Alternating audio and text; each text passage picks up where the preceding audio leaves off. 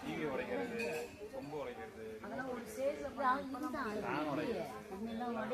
கண்ணாடி, பீரோ கண்ணாடி, கதவு, ஜன்னல்.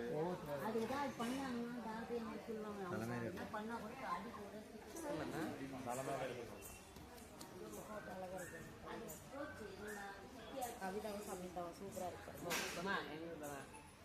என்னதான் அடுத்தாச்சு அப்புறம் எத்தனை வாட்டி எடுத்தாலும் கவிதாவே ஒன்னே இருக்கு. அப்படியே காண்டாடு